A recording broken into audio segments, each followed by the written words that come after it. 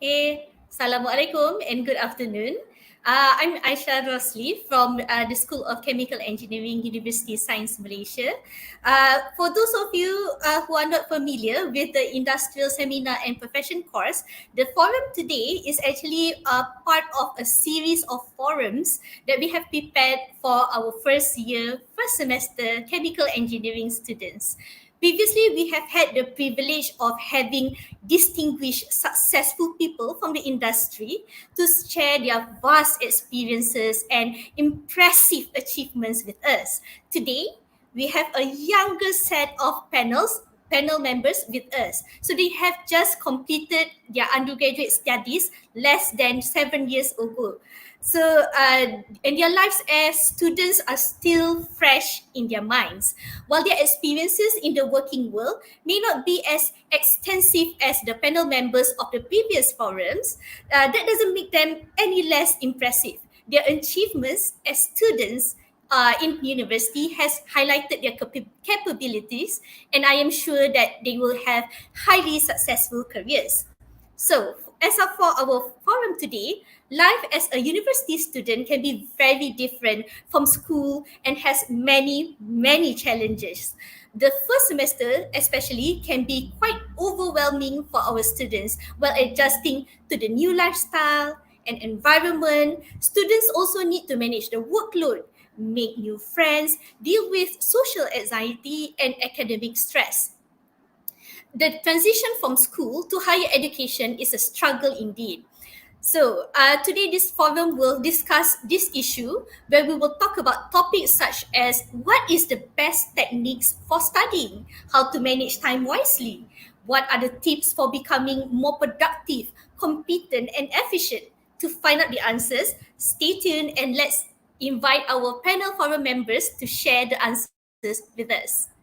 Okay, so our first panel member is Miss Arinah Mariam Aminudin, who is a first class graduate in civil engineering from Universiti Teknologi Petronas.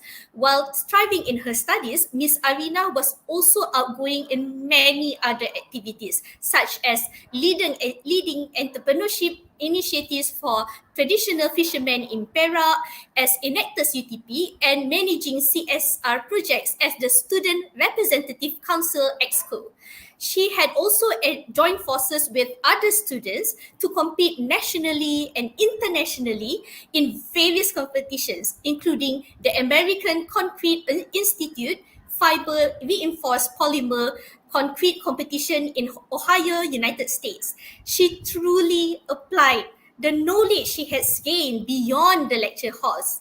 Even though she graduated in the midst of COVID-19 very recently, when job opportunities are scarce, she managed to secure a job as a junior coastal engineer at Dr. Nick and Associates Sendirian Berhad. Miss Arinah has also been shortlisted for the Chancellor Award for her numerous achievements. So please come to the stage, Miss Arinah. Assalamualaikum. Hello, Assalamualaikum. Salam. Arinah, okay, thank you. Thank you for joining us. So you're in your workplace now? Right now I'm at home. I took a day off to share my experience from university, I guess. All right. Thank you, Miss Arinah, for joining us. So let's, without further ado, let's start. Let's introduce our next forum member, who has achieved quite a lot in the academic world. Mr. Zulfida Mohamad Hafis Muhammad Shafie. Shafie is a dual degree PhD candidate in Universiti Sains Malaysia and University of Lorraine, France. Previously, he obtained his bachelor's and master's degrees from Universiti Sains Malaysia. His academic achievements qualified him for various scholarships and fellowships throughout his academic journey. Yet, he still managed to live a life of a fulfilled, active student.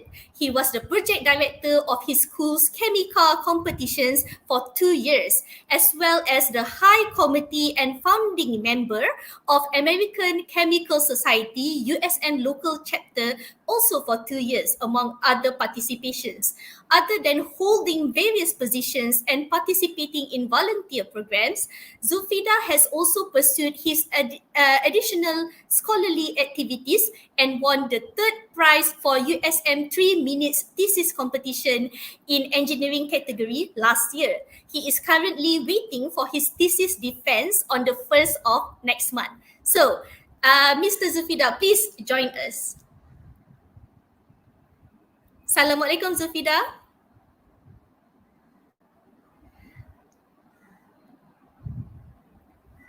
Sorry, I'm having a little bit of lag here. But I would. Sorry, I think I Can you hear forgot us, to, yeah. Zulfida? Okay. Hi, All right. Assalamualaikum, Okay, Aishah. Zulfida, thank you for joining us today. My pleasure. Salam. Okay.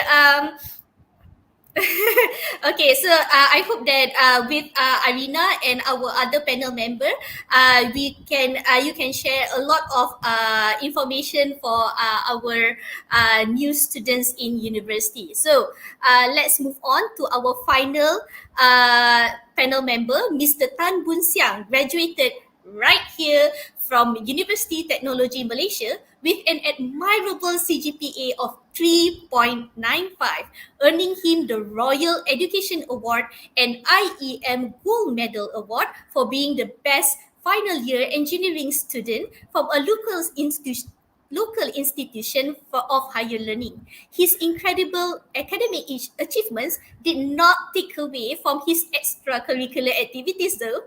He held several leadership positions as the Vice President of Student Representative Council for 2 consecutive years, the Director of UTM Career Fest Carnival in 2018, and Talent Corps Campus Ambassador in 2016, among many other participations. He also managed to use his final year project to publish a journal paper. After graduating, Mr. Tan joined Nestle as a sales management trainee and has since been promoted to customer executive. So please, Tan Boon Siang, please join us. Hello, good afternoon, everyone. Hello, Boon Siang. It's always nice to back to this forum. Hey, good afternoon. How are you? Yes. I mean, I'm doing really fine here, and in fact, I took a half-day leave to make sure I'm ready for this forum. Nice to meet you all. That nice to see you going the extra mile for our students. So please, I hope you guys appreciate the time that all our panel forum members has made for us today. Okay, so without further ado, let's begin our forum with a question for Zulfida. Okay, success at the university level is different for each student. The most important thing is knowing what success is to you, I think. While winning competitions and awards are admirable and are successes in their own right, one could argue that real success is making your own goals and measuring your own progress against yourself. So, my question is it important to set goals? Why is setting goals important for students? Thank you, Zulfida, Aishah. could you answer this question? Yes, can you hear me? Right. Yes. Right. Thank you, Aishah. A very good question indeed, and a very fundamental question. The need for a goal. I would say that goal is not only important for student; it's also important for everyone. The reason we need a goal is so that we can achieve it. So there are two kind of like two school of thoughts on this matter. One is a very strict goal, and one is kind of like a go with the flow kind of method. For me, it's important to, even if you want a very lenient or a very laid back kind of life, having a goal makes you know what you want to achieve in life. And as a student especially, you are not really someone who are having a career, but you are now quite partially, I would say, independent by yourself. So without a goal, you might you might lost the way of your life. You don't know what you want to do afterwards, and you will lose your 4 years of uh, degree life. So having one set goal, at least one set goal, means that you know what you want to achieve, and that goal needs to be something that you are interested to, and something that is achievable. Doesn't matter if it's very um, as long as it is achievable. Doesn't matter if it is a bit um, too high for your ambition, but at least if you try to reach for the stars, you can get to the moon if you didn't get to the stars. So uh, I say that, yeah, that's my point of view as the importance of goal or target for students. Okay, thank you, Zulfida. I mean, that is true. Time is limited, especially if time in life is limited, and but especially time as a student, you only have 4 years as in UTM as an undergraduate student. So I hope that you do set goals, whether it's by strict goals or like Zulfida said, going with the flow, but you still need goals. So speaking of goals, is sometimes not that easy to achieve, right? So because students in their first year normally struggle because maybe they have goals but they have not yet acquired the skills needed to be successful at the university level, and they might also lack motivation to apply themselves to their studies. So my question is to Boon Siang, what do you think are the important skills for students in especially in their first year of university? All right, all right. So I always love to answer these questions about the skills, and I think yes, as the what Dr. Aishah mentioned just now, and also Zulfida, they talk about the goals and skills important. So I think throughout my university life, the 4 years, so I identified there's one skills that I believe everyone should equip, which is coordinations. In fact, I'm going to talk about communication, but in fact, there are a lot of branches about communication, so it would be too huge in terms of scopes for everyone to think about it. So I would like to just specify it into just coordination itself. What means coordination? It is unlike the normal leadership skills or qualities that we used to think about. For example, if today you are given a task or you are given the responsibility to lead a team, how are you going to actually communicate to your peers? Because I think in university you will get a lot of chance to work in a team or in a group. So all this while I notice those who actually like to enjoy one man show during the uni life, be it an activities or a school project or the group project, you will definitely suffer when you actually step into workforce, because when you go into the workforce, all the projects are just too huge. You see, if you are a chemical engineering students and you go into a company working as a process engineer, you are just taking care of a certain process and you're responsible for that process. It doesn't mean that you no need to communicate with others. It doesn't mean that you no need to work with technicians, operators. You just imagine in the future, no matter where you are, you will need to always coordinate and communicate with people. So what I means the coordination is mostly about how you can actually gel together with others. So today, some of you, maybe you are an introvert person, so you might be actually questioning, I'm an introvert person and I just don't really like to, express my ideas. I don't feel comfortable mingle with a group of peoples. So this is a thing that we can explore about ourselves. Coordination doesn't mean that you are the one who say the yes or no. You see, you are not the one to fix the direction, but you are the one who can able to actually set up a platform for everyone to talk about it. Maybe you are not the leader types in the group. Maybe you are not the one that actually fix the direction for everyone. Hey, you A students, then you go and do this. B students, you are going to do this. But you may be the one who able to digest the complex informations. Everyone has their own opinion. So how you are going to, in fact, gel together and form a harmony situations for everyone. This is a crucial skills. You are not only learning it in your school project or group project in any subject, but you also can actually explore it in the university. No matter you are an introvert or extrovert person, this is huge very, very important, because even today, if you decide to be decided to be an academician, it doesn't mean you don't need communication. Even though you are the one who working on a project or research, but you need to communicate with, you see, when you want to conduct certain experiment, you need a communication there. When you go out from your school to attend a conference, you need a communication there. So hence, coordination is very important in my point of view. Yes. Thank you, Bin Siang. It is so true what you said. Communication, no matter at what stage of life, is extremely, extremely important. And no matter which field you're working in. And actually, myself and I know Zulfida is, we are also introverts, but that doesn't mean that we cannot communicate with other people. So I hope that our students and everybody else watching this forum will not use being introverted as an excuse not to communicate with other people, because really, like Boon Siang said, you cannot do everything on your own. All right. So the next question goes to Arinah. The ideal goal for every student is probably to become a straight A student. But how does a student master the art of studying and make this dream of becoming a straight A student a reality? Could you share with us what you think are the best techniques for studying? Right. So I believe that the best technique for studying is actually effort, because we've always met that one classmate that we see, that person that focuses in class and always gets straight A. So what is really the secret, right?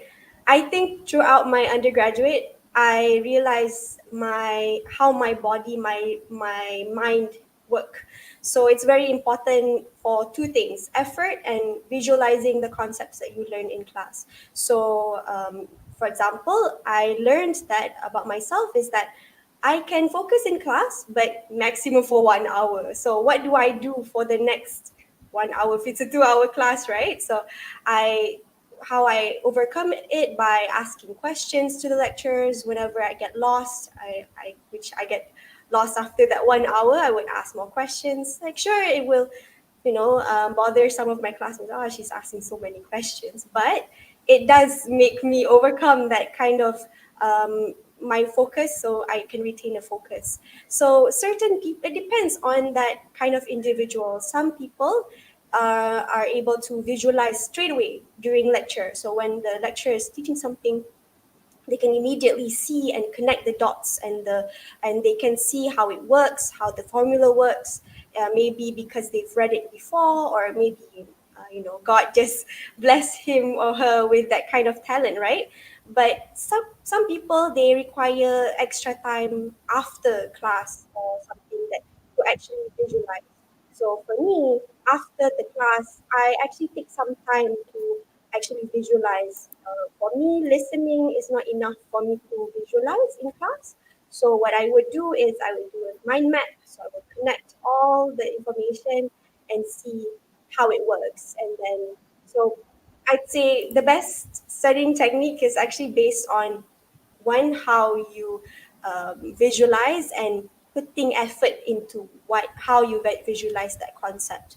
So maybe it can, if you can focus in class very well, you can visualize it right away. You might want to put more effort into listening in the class and paying attention. But say that if you are you're the type of person that you can focus, you understand during class, but then you realize that, oh, you're not doing so good, you didn't get an A after that test. So what happened? So it may be that you require more practice. So testing out the formulas and seeing how the formulas work, how the design process works, that really helps to actually strengthen the studying. And say that you're like me, you're like visualizing things by actually drawing or writing it down, then take some time to write it down, what exactly that you learn and what exactly do you understand about that kind of concept for design. And yeah, so I would say the fundamental really is actually just knowing two things: putting effort into visualizing what you learn. So no matter whether your your technique is by talking to others maybe, or maybe paying attention in class or mind map. It just boils down to those two things, effort and visualization. Okay, thanks, Arinah. I really love 2 points in her question. The first point is about effort, because I think the saying goes, genius is 1% inspiration and 99% Right. perspiration. So it means you need a lot of effort. So, and another thing is that what Arinah said, which I really loved, is that the style of studying. So I believe actually for our foreign members, actually our students at the beginning of class, they actually did a survey where they answered questions to know that their best learning style. So I hope that you can use Arinah's suggestions to develop the best techniques for studying for you. So thanks, Arinah. No Okay, problem. speaking of studying, actually, I think everyone agrees with me that studying can be such a drag. So a student would probably rather do something else other than actually doing homework or studying, especially when there are so many distractions like the social media, the internet, online games. So as someone I know who does play games quite a bit, what is your advice for students to stay committed and focus on their studies, Zulfida?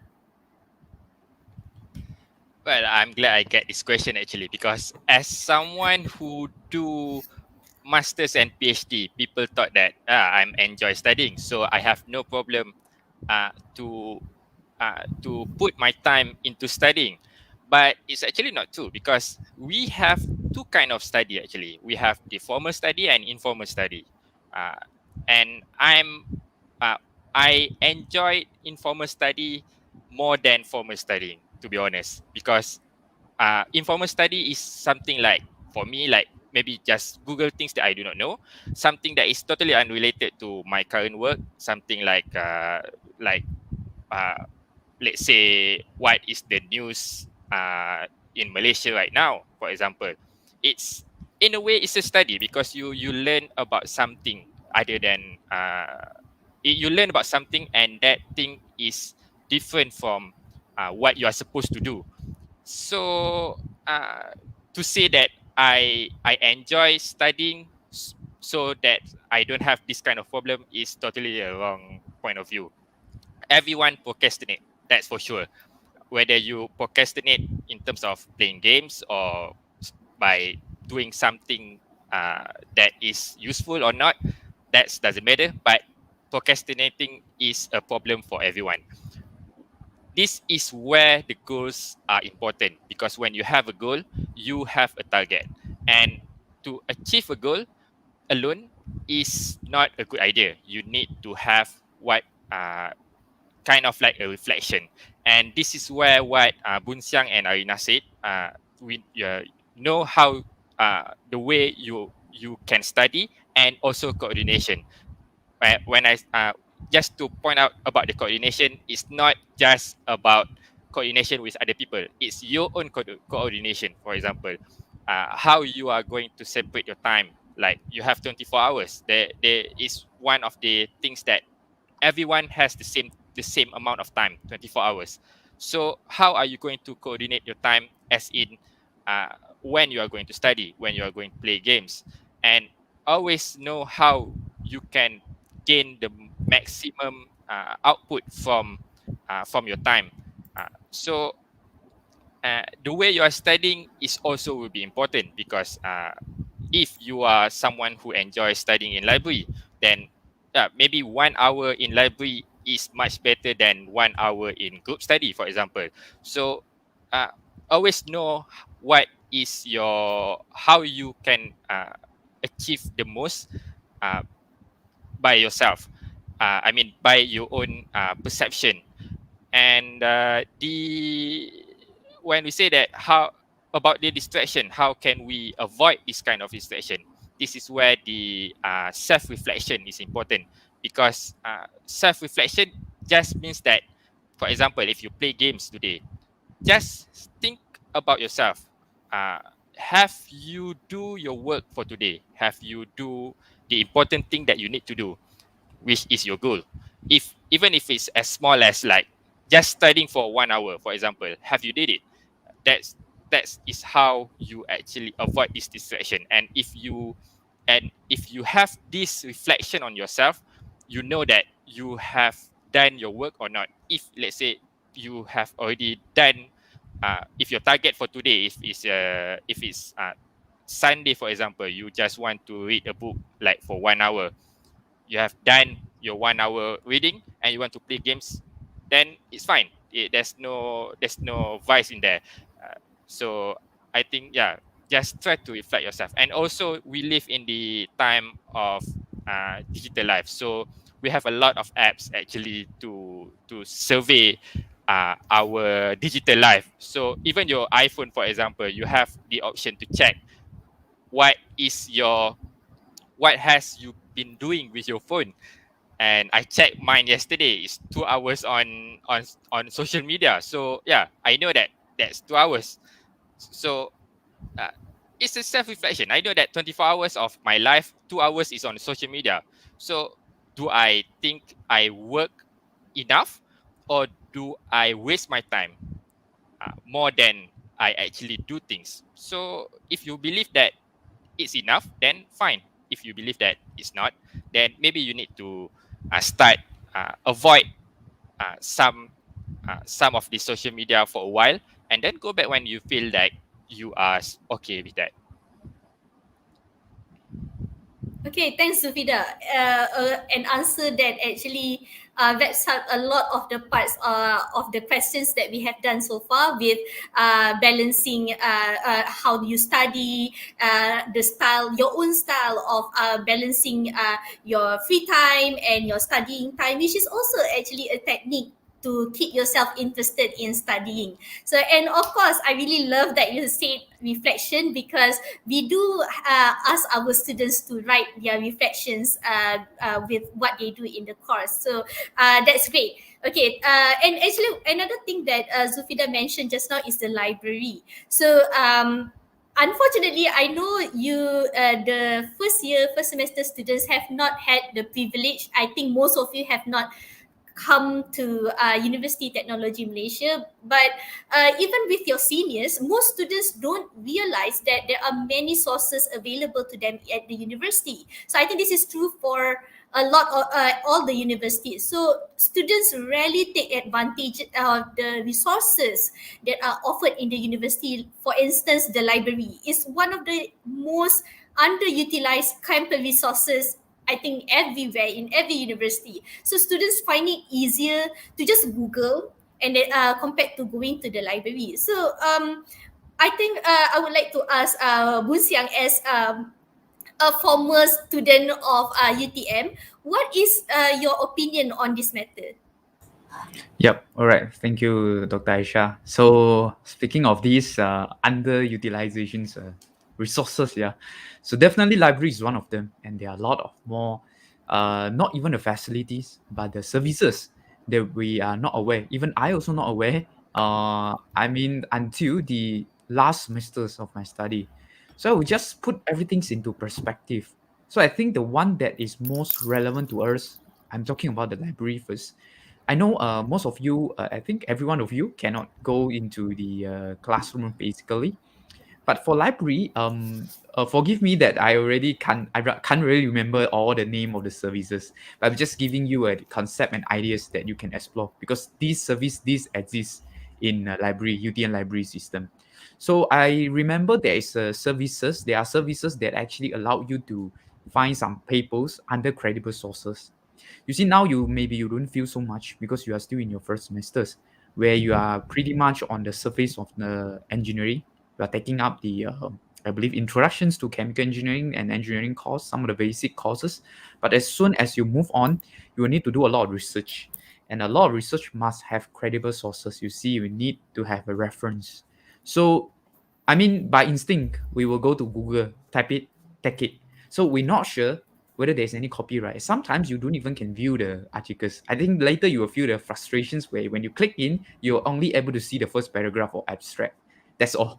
Then you cannot get much from there.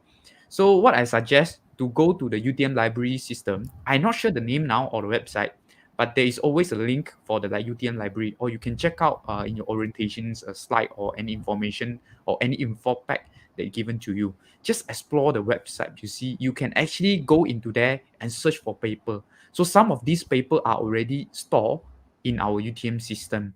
So you can actually get from there, and it is a full access article. So you don't need to worry that I need to, you play a lot of tricks, you go and search around what is a better way to get the full view on the paper. So there's the frustrations when you move on.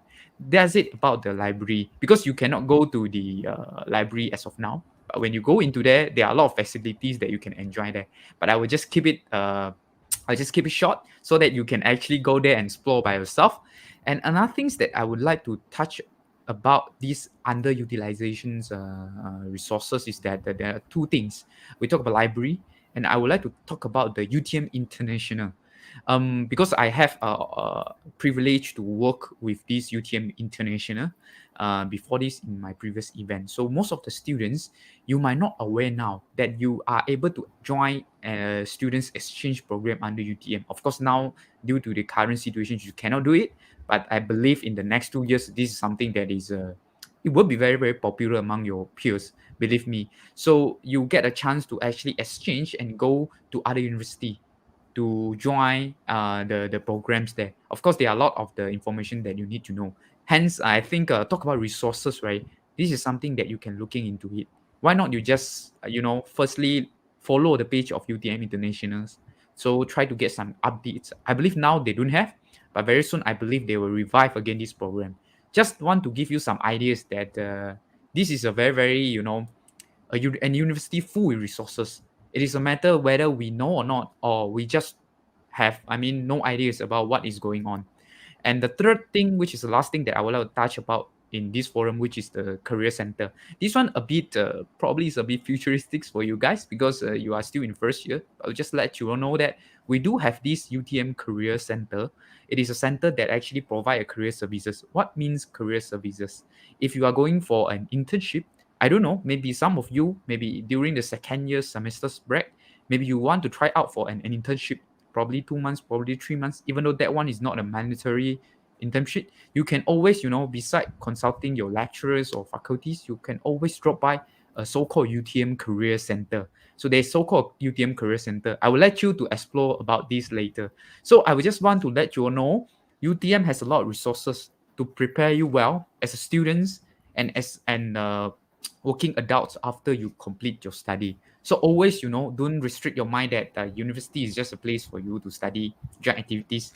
There are actually a lot of things. They will support you to go further. So just explore. I think first thing first, just looking back to your information pack, I believe you are given certain information pack during your orientations. Just, go through back. There are a lot of information there. Yeah. So I think that's it about my opinions about these underutilizing resources in university. Back to you, Dr. Aishah. Hey, thank you, Boon Siang. So there are because I'm also pretty new in UTM, so there is obviously quite a lot for as Boon Siang said, to explore, and a lot of opportunities that I'm sure Boon Siang was not able to cover just now. So I hope that you all can explore yourself and find out all the opportunities that you can take advantage of, because it's almost impossible to get this opportunity anywhere else. So with the more probably more attractive to the students than the library is a student exchange program. So I hope that you all can find out, go to the right channels and find out all the resources that our university has to offer, whether from formal or informal channels, because there are a lot of it. Okay. So let's give another question to Arinah, because I believe tadi just now Zulfida did mention about studying in a group. So it might be for some people, might not be for some others, but educational psychologists have shown in their research that students who work and learn together in a group or a circle of friends perform much better compared to those who study or work alone. So I know that you have actually participated in a lot of competitions with other people, not on your own. As someone who has worked with others for highly demanding activities such as competitions, and not only national competitions but international competitions overseas as well, what is your opinion about this matter? Right. I believe that I always recommend to everyone to try out study groups, but it only works with the right kind of people. See, that study group, you require to understand each other's studying dynamic. So it only works when, for example, when it comes to studying, when we talk about studying, the what we do is that each individual has to come prepared. So if say that one person or a few others they come to the study group session and being unprepared, they tend to they tend to leech off other people, expecting their friends to reteach them the entire lesson. That happens, because I was just a student a few months ago, so that kind of thing happens. And you really need to understand the studying dynamic. If your friend is that person that doesn't have the studying dynamic that you works well with you, maybe you can communicate, and make sure you communicate with the others, okay, and recommend that person to study beforehand. So taking some time to not study alone, just briefly go through, understand the concept, because when you go attend that study group, you want it to be a fruitful discussion. You don't want to waste your friend's time. You don't want to waste your time, because study groups are efficient, actually. We need to be more efficient about learning certain things. So when it's the most fun when we would sit together with your friends, and then okay, let's solve this one question that is from the textbook, and then you realize each and every one of you get different answer, and then that's very, very frustrating at that time. But you realize, okay, why did we get different answers? And then you realize, your friend put a negative sign there. There's this formula. What is the nature of that formula? Why is it like that? So you kind of have a more deep understanding of how that design works. It's more fruitful that way, because if you just sit there and then expect your friend to actually reteach everything, that friend is not going to benefit from the study group. You're not going to benefit from that study group. You might as well just focus more in class, right? So yeah, you really need to understand this is actually for improving your understanding. That understanding has to be there in the first place before that study group, I think. Okay, thanks, Arinah. So, yeah, I mean, we have talked about this in class as well. People who leech off other people, so it really isn't really beneficial for anyone. So it might, yeah, as you said, might as well just pay attention in class than those time that you want to do your group study where you actually do nothing. You can just play games or something else. Exactly. So. It's just a waste of everyone's time, right? Okay, so thanks, Arinah. So other but speaking of well, not really speaking of, now that you have talked about the things that you can do in groups, I would like to talk about something that is actually personal to one of our forum members, because Boon Siang actually, as even as an undergraduate student, he was able to publish a journal paper, which is not something that a lot of undergraduate students can manage to do while they juggle their studies in their final year.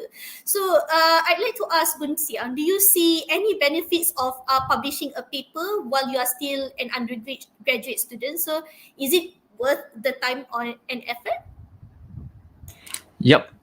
Speaking of this paper, is definitely one of my, I would say, proudest achievement, because I managed to publish it in my second last semester. I mean, I still have one semester to go before I complete that study. So before I go into the benefits, just let me have some background sharing. How am I ended up in the preparing or writing a paper.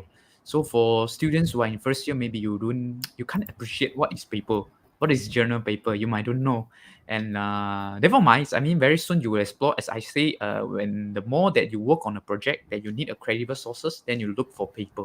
So journal paper is something that is so-called credible sources, where there is only this paper is actually going through a very tight a strict screening, where you need to go through reviewers, then they give a comments, and then you need to submit your or the proof. Then only you will manage to pass your papers. At the same time, you need to be careful and be mindful of your grammar and everything. So that means it is just a paper, academic paper, that serve as a reference for you to adapt or refer, that so that you can prepare on your research. Because when you work on the research, remember, we always, in this world, there is no one man show. You always need to leverage on the strength of others. Then only you can build your own castle, right? So journal paper is this kind of the documents or the files that it's quite, I would say, prestige and in as an achievement as an academician and as a researcher later. So what is the exactly the benefit is that you might want to take the point now, because why I'm ended up into this writing paper is because I joined a program, we call it Universiti Industry Exchange Program. It is very interesting program where you can merge the industrial problems with your internship. Meaning, you will actually conduct an internship for 3 months. I'm not sure whether it changed now. You will need to undergo a 3 No, months it's internship. still there. It's still there, right? All right. So it's glad that it's only 3 years lah. I believe everything still remain the same structured. So you have 3 years to actually undergo. 3 months to undergo your internship. So within that 3 months, most of the students, the typical or conventional way is that you go to get your job, then you fulfill your 3 months internship. But it's another way where you can go into an industry or company where they have a problems existing in their plant or factory, that they need someone to conduct a research. Of course, we are not an expert that can solve the entire problems, but we can help them to actually research and collect the data and do the analysis. This is part of my job when I was in internship, where I was assigned to a palm oil mill, where I collect the data and do the analysis and analyze how we can convert all the wasted energy to renewable energy. So this is a brief ideas how am I ended up into writing paper, because this paper is definitely valuable for the industry. That is the problems that they're facing now. So this is how I ended up into the paper. And for benefits, I will just put it into two. For technical wise, definitely writing paper allow you to open up a gateway for you if you want to be studying PhD or going to the PhD, because PhD mostly you will mostly talk about research and writing paper, prepare your data, analyze your data. So it is not a very strong foundations, but at least you get an idea how actually a researcher writing their paper, then how reviewer view things. Probably it's your grammar, probably the way that you present the data is not enough, probably the way that you justify your view is not right. So this is something that is I would say precious, and not everyone can get it if you are not actually go into that stage of publishing paper. Second things, of course, if the system not change, if you get to publish a paper, of course it get a quite I think big amount of points or scores, because if you you aim for a certain award when upon your graduations, definitely publishing an international papers rated paper is definitely something's very prestigious, and it would actually counted as a very high scores. This is more on the practical side lah. I mean, more on the technical side, definitely it has served as a foundation for us to open up a gateway. If you want to end up in your in the research or PhD, or you want to continue your study in PhD. Yeah, so that's it about my opinions and my sharing on the writing a paper. Thanks, Boon Siang. I'm sure Zulfida, as a PhD student, would also agree that if you publish a paper as an undergraduate student, it will prepare you a lot for if you are going to continue as an academician. But I think also Boon Siang meant that if even if you don't continue as an academician, there are a lot of, like he said just now, the writing skills, your grammar, a lot of skills that you can actually pick up when you write a paper, even though you don't continue as an academician, right, Boon Siang? So I believe it is regardless of whether you what you choose to continue with in life, you will be picking up a lot of skills that will be useful. All right. So let's just take a break from questions from me and go on with let's turn to the questions from our audiences. So first is a question from Go Yifei. It is recommended to avoid co-curriculum activities in the first year, so that the students can focus more on their studies. So Yifei thinks that we need time to adapt to the change of pace of studying in university. So what do you think? Is it recommended? Maybe we can have Arinah answer this. Right. If any panel members also want to chip in, please. Yeah, please do. I think Yes, Arinah, please. in my first year of university, I was already very active in extracurriculars. I'm still trying to reflect on myself whether that was a good decision or not, but I would say that it has to be balanced. It's not a matter of whether you should or should not do. If it's something that you're really interested in, do something that you like. So for example, you really like dancing, maybe you can do a little bit of join a little bit, but not too heavy. Most likely when you join extracurriculars or events, they'll probably make you a committee, for example. That's usually not very time consuming, so you can engage in those things, meet people, because that in your first year of university, that's when you get to meet all these kind of people, different backgrounds, different courses, and that's when you have a lot of fun actually. So I do recommend joining a few events. Try to see your schedule, limit yourself to not more than 3 or 2 events, and try to see what you like. A lot of people, when I was in first year, I was so excited because there's so many events, so many extracurriculars to join. But I think looking back, it has to be balanced, like I mentioned. So it has to see your time schedule, see what you actually like. If it's something that you're joining because of friends, or maybe it's something that you think it will be good for your resume, don't do it. You have to do it with the right intention. If it's something that you really have passion for, you actually enjoy, then by all means go ahead.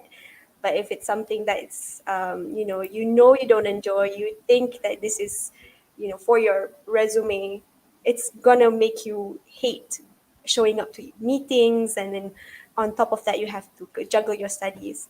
So yeah, that's my, I guess, advice on that. Yeah, I agree actually with Arinah because Okay, anyone else? I agree with Arinah actually because what she said is true. Is you need to balance things up, and to say that you need to ignore co-curricular completely, in your first year and just do your study. No, I think that for every year you just do your study, and at the same time when you have a free time, do your co-curricular activities, because you don't know what is how you can score the subject. Some people are good in engineering maths, for example. Some people are good, let's say, for chemical engineering in transport phenomena, and some people are good in some other subjects. And you think that you can score that subject with less effort, for example, and then you have a lot of free time. Why not you join some co-curricular activities instead of thinking like, I'm going to put my effort for first year in study, second year in co-curricular, something like that.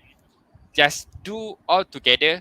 If you feel is too overwhelmed, concentrate more on your studies, slow down on your co-curricular.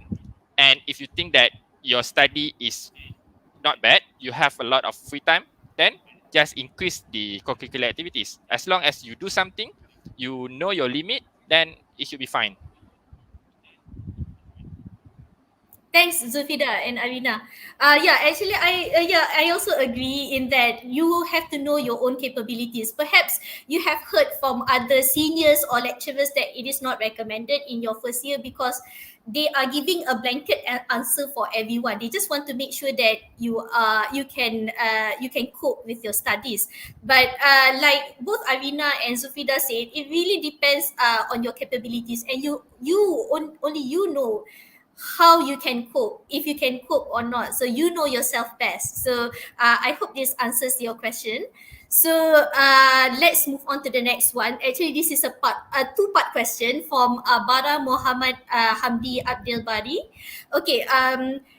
He asked, what is the best time of university life that we can start co-curriculum activities? Okay, so he's also asking about co-curriculum activities. So what are the co-curriculum activities that you would advise? And his second part, he also wants to know if it's possible to get straight A's or flat A's or straight A's, and also join co-curriculum activities. So I would perhaps give Boon Siang a chance to answer this question. Yep. All right. So in fact, I see these questions are very, very interesting questions, and all this while I have been attended a few forum, and this is definitely one of the favorite questions that the students will bring up, especially when they are in first year, because you don't know what waiting for you in your following years. So I think just want to drive some excitement, right? If you ask whether the question is it is possible to get flat straight A's, I would say, while you are actually having or joining co-curriculum activities, definitely my answer is yes. Definitely you can, and I believe most of the people can do it. And then let me explain why, which is related to I think the second question is what is the best time when we join the events, right? It's proper that the proper time for us to join the event. I think it's more on a follow-up answer from what answered by Zulfida and also Arinah. So basically, there is not a rigid borderline when is the right time that you can join, because you only got 4 years. And believe me, in fourth year you need to slow down. Don't be like me, because I used to be rushing from first year all the way to my last day in university. I'm still working very, very hard to actually interview the next batch of community, make myself very, very busy. But just let me explain why I say so. There's no rigid bordered line whether when is the right time, or should I actually focus more on study, and can I get straight A's and everything. First thing first, I think if you really want to join some things, you don't stop yourself. You see, and always understand what you want, because all this while I identify those who really active in the activities. They might actually after 1 year or 2 years they lost their directions. They forgot they are actually students. You know, a basic responsibility of a student is to complete your study. You don't want to actually fall out from your university degree, am I right? Of course, you need to fulfill your basic needs. Whether you want to be straight B or straight A, set your basic target first. At least you need to fulfill that. But if you ask me, actually in terms of intelligence or academic level, I'm actually not the smartest one. Definitely, I'm slightly average or above average. So I think I'm actually in the larger part of the bell curve. If you're familiar with bell curve, definitely I'm not the tip top one. So that's why I think I can represent the voice of a lot of people. You don't need to be very, very smart in order for you to excel and be excellent in both activities and academic. You just need to be a strategy thinker. You know what you want first. So if you go in the first year, if you see a lot of activities going on are so interesting, why not just have a try? Just go and join orientations. There are always an orientations the first day on board. They are trying to actually grab you to be their members. Just join it, observe around, see the people around, see the committees, observe the committees, how they actually interact with people. Is it an event that you're purely on the entertainment? This is some event that I will skip. But of course, some of you like entertainment, then you go for it. I mean, it doesn't stop you from pursuing what you want. You see, university, it doesn't mean to be good in university life. It doesn't mean you need to be straight A's, or you need to be extremely good in activities. It can be doing something that is so enjoyable that you can perform very well in your university life. So, for my opinion, There's no strict rigid that you don't join activity in first year. In fact, in first year, that's the best time for you to explore.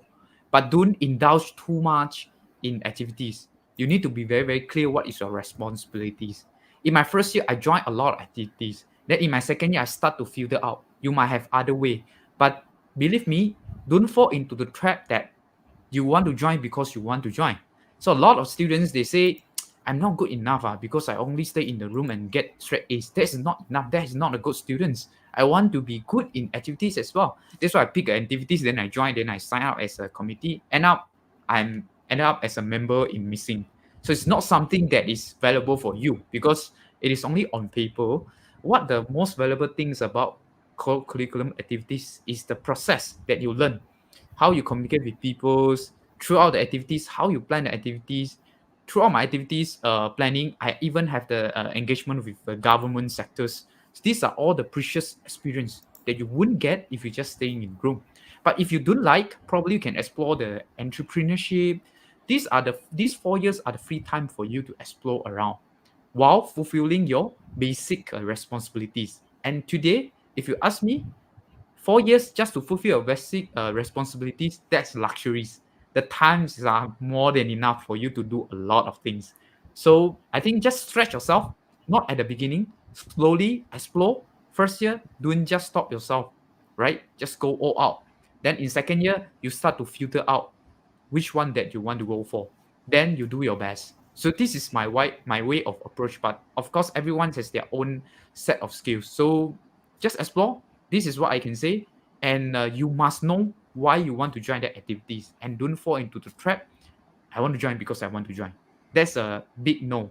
So once you settle all these things right, I believe you have a lot of times.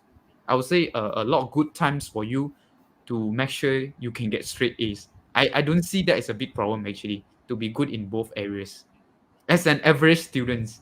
Yep. All right. Back to you, doctor. All right, thanks, Boon Siang. Very detailed answer. So I do agree in that you need, this is the time for you to explore.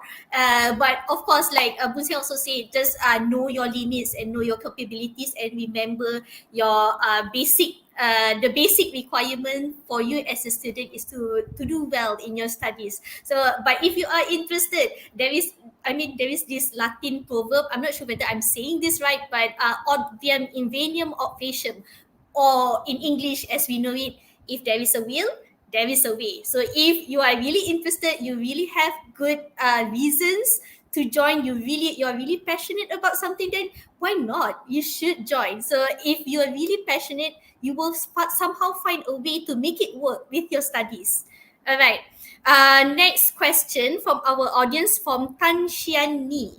In your opinion, is it recommended for university students to study and work at the same time? Wow, this is quite a lot of things that she wants to juggle. So perhaps Zulfida can answer this as someone who is still a student to this day. Alright, for this question, the blanket answer, I would say the blanket answer is no. But I understand that studying costs money, while working you earn the money, and people needs money to survive. So sometimes people need to have to do both working and studying. But I would say that people tend to think they are they can multitask, but actually no one is actually good in multitasking. There's scientifically proven things. So it's just that when you are multitasking, you are putting your effort in one thing, and then suddenly you shift the whole thing to another. So instead of you do both things at the same time, why not you just study first and then work when you have the free time? What I mean is that you as an undergraduate students, you have semester break, for example. You have weekends, for example. If you want to work, like you really need to work, you can work on the weekend, but not on your school days. I mean, on weekdays, Monday to Friday, or in UTM, I guess it would be Sunday to Thursday. Concentrate on your study. Do your study well. If you have time, go for co-curricular, and on the weekends, if you really need the money, then you go to work. And in the week, in the weekend, if you think you need extra money, then yeah, you can go for a part-time job or something. And as long as the important thing is that you have enough money to support yourself. Not This is not the time for you to gain money so you can become rich. It's not your career yet. Need to remember that. So your most, like what Boon Siang said, your basic need is to study.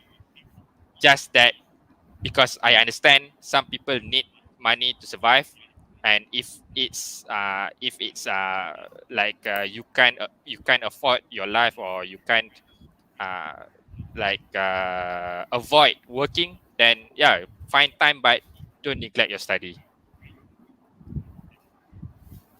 All right, thanks, Zulfida. So yeah, I do understand that sometimes it is a problem with.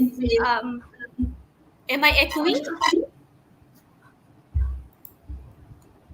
Okay, All everything's right. okay. Yep. Okay, thanks. Okay, so actually, it really is. Sometimes it is a necessity for some people. So I hope that you are still able to balance between your personal, your work and your actual duties as a student, which is to study. Okay, so actually, we do have quite a lot of questions already from the floor. But we are going to continue in a bit, so I'll close the question session with the audience for now. Actually, we do have one question from Ye Ling, who asked about stress, so we actually will cover this very soon. So I'll skip over your question if that's okay. So let's continue. So well, talking about university life, the beginning of the university life can be one of the most exciting yet still scary time in a student's life. So they experience in a very short time many things for the first time and learn from their mistakes to be wiser and more mature. So, Arinah, what do you think? Because this is they have quite a lot of new experiences. They might make mistakes. So, of course, but what are the common mistakes that new students make, or what are the major pitfalls that perhaps could impact their academic life in university, and they want to avoid this at all costs? Right. I would say that one is not being proactive enough in seeking opportunities and seizing the opportunities, because it's very easy for us to attend lectures and then leave, because that's what we see that everyone does. But it's in university there are a lot of opportunities, a lot of facilities, like Boon Siang mentioned and Dr. Aishah mentioned. There are so many opportunities, and it's endless. So it means that if you are not seeing any opportunity, it means that you're not seeking for the opportunity. So an example Bunsia already mentioned is about exchange programs, and then just like this one, webinars, seminars, and also competitions. Those are the things that would help you get more engaged to what you're learning in class. So if you're missing out on those opportunities, you're not taking the opportunity to learn more. Even when you have to attend adjunct lectures, it's so easy to just attend because they're taking attendance, for example, or like attending adjunct lectures just because you're being forced to. But those are the kind of events and opportunities that could lead to major pitfall when they are not taking the opportunity to connect beyond that session. You can, for example, if you have questions, or maybe later on when you graduate, you'd want a career, a mentor in your career. So the people that you met during adjunct lectures, during these competitions, those are the people that can be your mentors at a later time, or even right now as a student. So take that opportunities, don't and take those opportunities, take that whatever, and seek out whatever opportunity you can find a way for you to grow, even at first year. And as we've mentioned, Zulfida and Boon already mentioned, knowing what you want, having a goal, you have to make sure that whatever opportunity that lines up with that goal, you have to take it.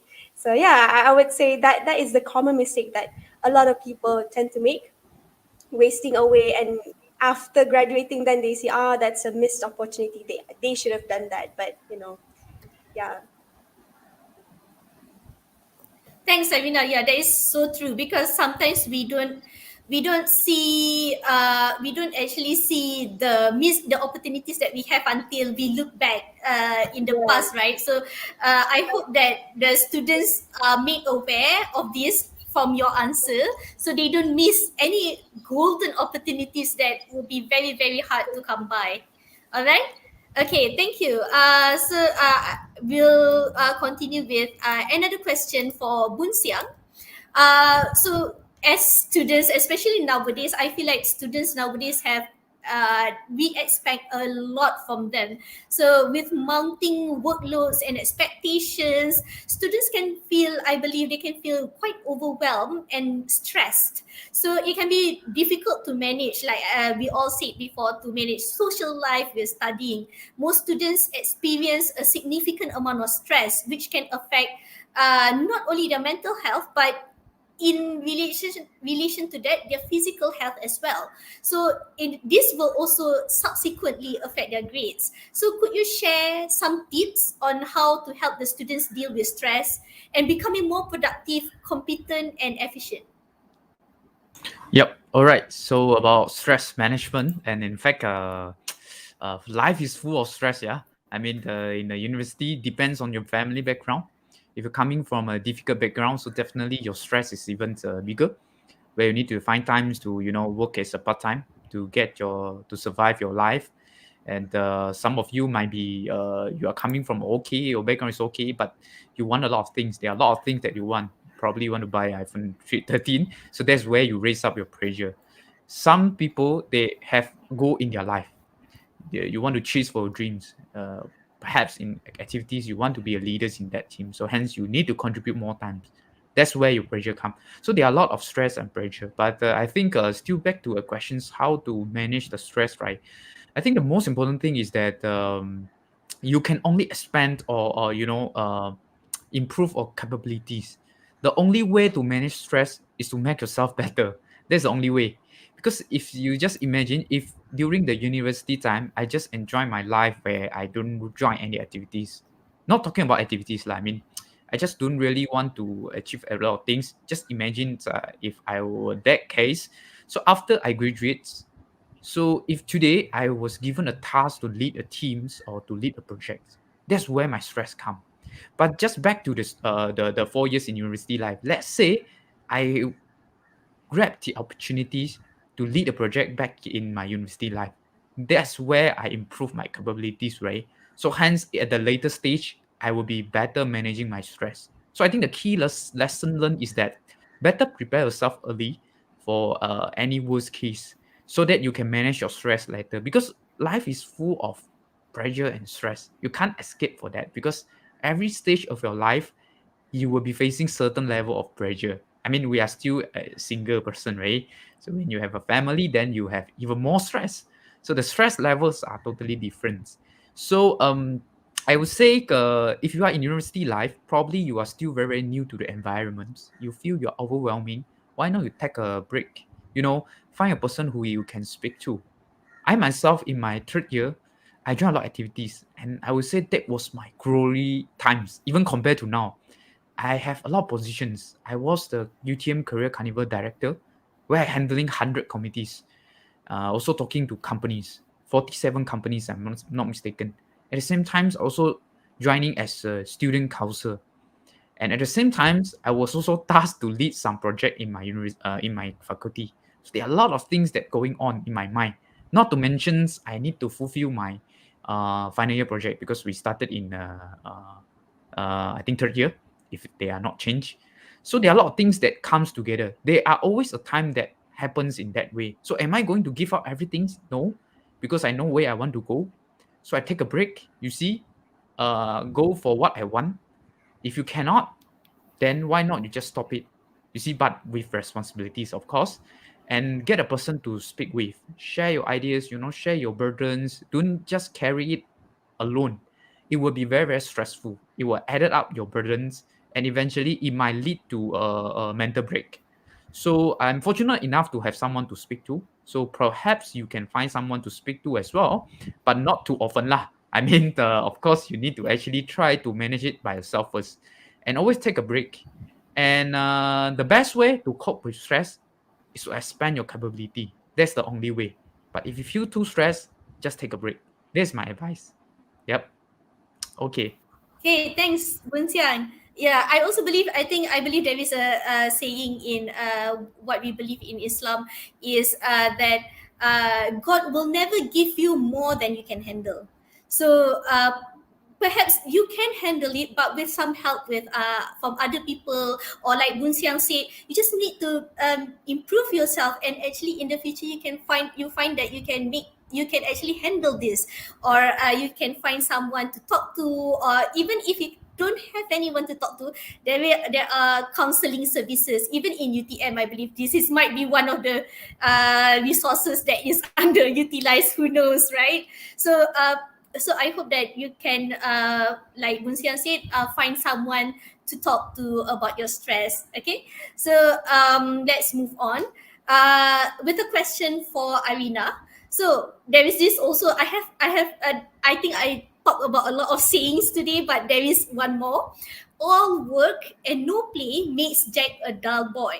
So there is this saying that I hope you can look up if you're not familiar, students. So even though studying is very important, a student cannot be expected to study 24/7, right? We all need to rest. So what are some of the best ways you think is to reward yourself after a day of a lot of studying, to be so that you can build good habits? Doesn't mean that you study for exam and then you after that, oh, enough, I don't want to study anymore. So you want it to be consistent, right? So how do you reward yourself, and how do you make sure when you relax, you don't relax too much and lose your momentum in studying? Yeah, I think, I agree with Boon Siang. You have to take short but frequent breaks, because, for me and my friends, right after a test or something, a very stressful week, I studied in a university in Sri Skandar, so whenever in Perak, so whenever we finished a certain test or a very stressful week, we would go to Ipoh. So, have some time with friends and, catch up and things like that. Those are the things that you can relieve some of the stress. And as for right after, in that stressful week, like I said, have a frequent break, because I realized that really, really long breaks where you forget, you no longer feel motivated, is when in the first place you were putting so much time and which is continuous of studying. So when you study and never give yourself a break, that will lead to burnout. So, and from that burnout, it's so hard for you to get up and continue that momentum again. So to avoid the burnout in the first place, I do advise students to take frequent breaks, whether it's a short walk or maybe treat yourself with good food, and meet people, and do some other things like other events, attend maybe some, because it's COVID, so maybe you can binge for maybe a few hours on K-drama or anything. You can give yourself that break that you deserve, and then get back to studying or educating. Just have fun both ways. Have fun with academics, and try to have fun outside academics as well. Thanks, Arinah. I agree with that so much, especially about the food and K-drama part. Yeah. So, yes, I also agree with Arinah in the sense that you need to take short breaks in between, but not too long, instead of long studying and then long break where you cannot start studying again. So that is, I hope, yeah, I hope you can get that balance and find out what works best for you. So uh, let's continue talking about staying motivated and continuing to study. Motivation is actually a key factor in success of students in university. It's actually a key factor of success in whatever stage in life. So, but the question is, and I believe someone did ask a question similar to this in the comments. How can an academically weak student get motivated? So perhaps some students, I don't want to say not smart, but perhaps their strength lies in other things and maybe not in the academic. So how do they get motivated in their studies? So what, Zulfida, what is your advice for students who might not perform really well in their studies? How do they get motivated? Well, I would like to point out what Boon Siang said earlier.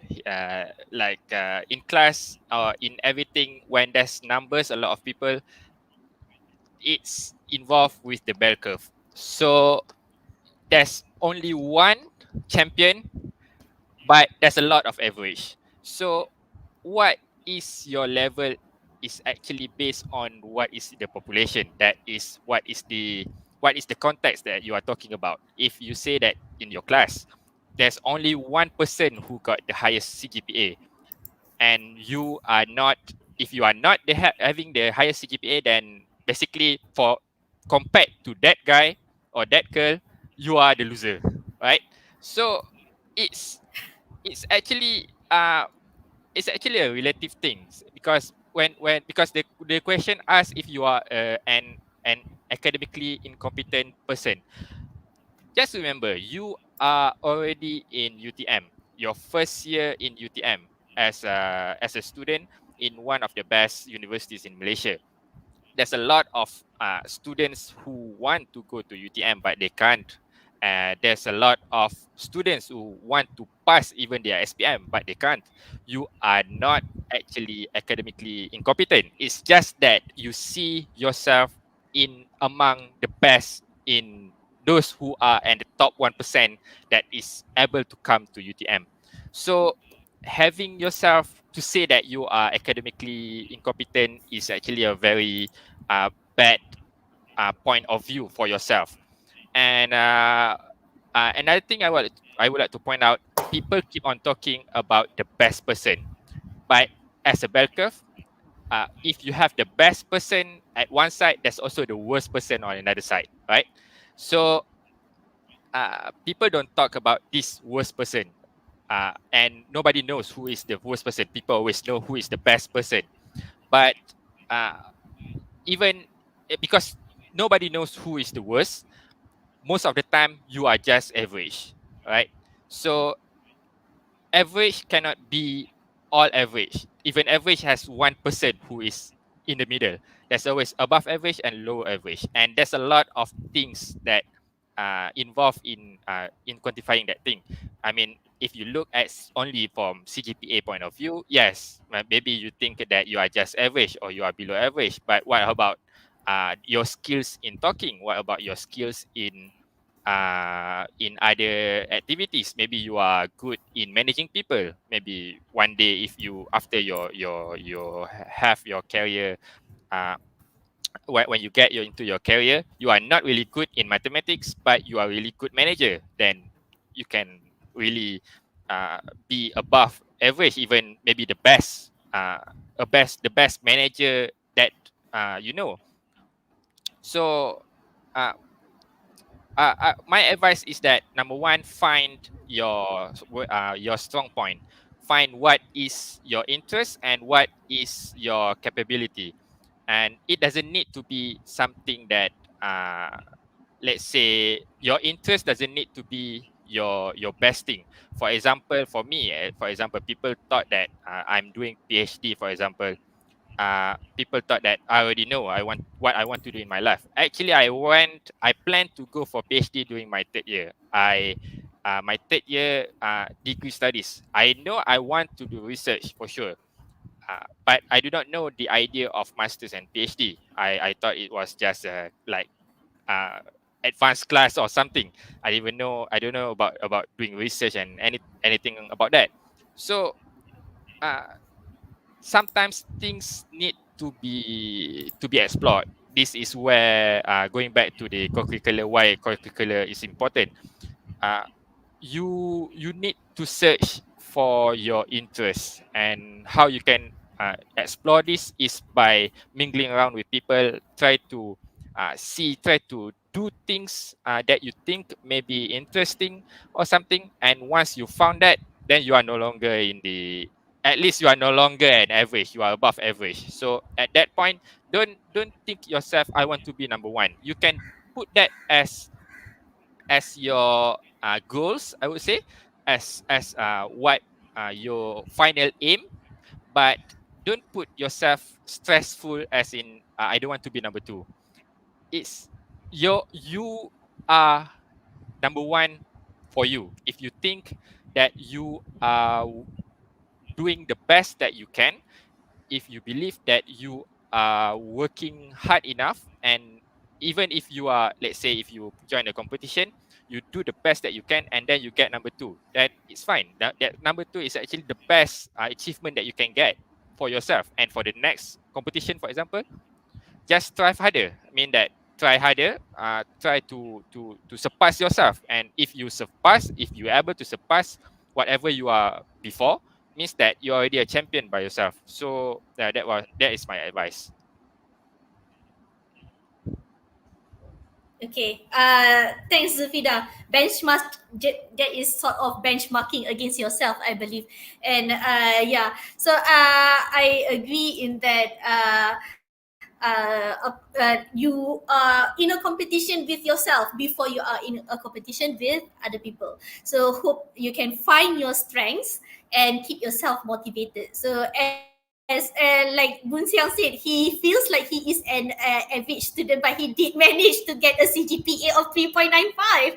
So maybe all it takes is a good balance between your passion and your studies. Okay, so next question goes to Arinah. So at this moment, the students have now been in university for 5 weeks. So the first semester can be, like I said, overwhelming. So they have to manage heavy workload, make new friends, dealing with social anxiety. They have academic stress. They have to meet a lot of deadlines. So they might also be struggling with the transition from high school to the higher education system. So, but actually, I find that I think a lot of us actually agree that many of our students don't seek help when they need it. I think you also agree with me, and I think a lot of lecturers would also agree that when they need help, they don't actually ask for it. So, why do you think that students find it very difficult to ask people for help? Right. I believe that when, for example, in class, right, when we don't really understand the lecture module, for example, um, you know, I used to think, no one is asking about this, or when I'm stressed out, I see, but no one's going to the counselor to seek for advice. So maybe I can ask my friends because maybe they know. But the thing is, no one do because everyone, it's like a herd mentality kind of thing. You see, no one is doing it, so um, meaning that people understand, but they don't. So I think one of the reasons why students feel hesitant to ask for help is that they see other people aren't doing it, or they see that they feel inferior towards other people. They see, there are a lot of these things that are we have to unlearn, which is we tend to measure ourselves with CGPA and like how many extracurriculars are we joining, but in fact those kind of things don't matter. And I mean it matters for some things. Yeah, it will help you boost your confidence level and things like that, but understand that it does not make you more superior or less superior, more inferior towards other people, right? And coming out of university, when we're looking for, I used to believe that if I do this during my for extracurriculars, and if I study this much, and then I make sure my CGPA is straight, I have straight A's result, then I would get a very good career. But in reality, that's not the case. If you believe in the concept of rizki, it's always rizki from God. And if you believe in luck, it's just luck. And there are so many other factors that can, help you in your path to a good career and your dream, and achieving what you want. So really, when you're presented with a problem, that's when you have to put yourself first, and ask, okay, you really need help, so why not just take up the opportunity to ask for help? Because actually a lot of people are willing to just help you when you're not so sure about that concept in the lecture or whatever. When you ask for help, the lecturer, even if you feel shy in class, you can always go or send an email even to the lecturer. And I'm sure, actually, I think that lecturers and people who are obsessed with learning about their stuff, they are actually so excited to talk about what they're doing. I'm sure, as someone that loves research, actually, the reason I think, maybe Dr. Aishah, you can agree on me on this. The fact that you're doing a research, it means that you want to talk about it to people. You want to tell other people about it, right? So believe that your lecturer is more happy to answer your questions. That counselor is more than happy to help you out when you're dealing with stress. So yeah, don't be shy.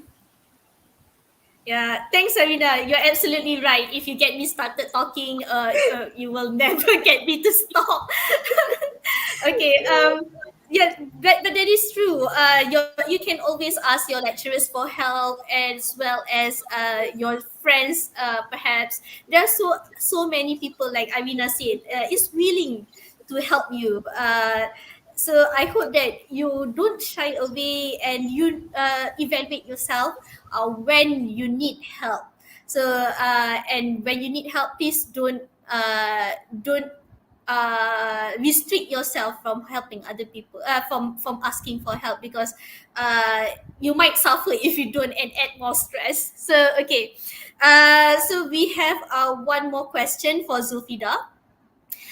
Okay, so this is something that is a bit a lot of questions today are quite subjective, but this one is something that, other than motivation and stress, I believe a lot of students struggle with, because confidence level in students are not just essential for educational success now, but also for success in future careers. So you can see when a lot of our students are timid or scared or just shy, they are not confident. So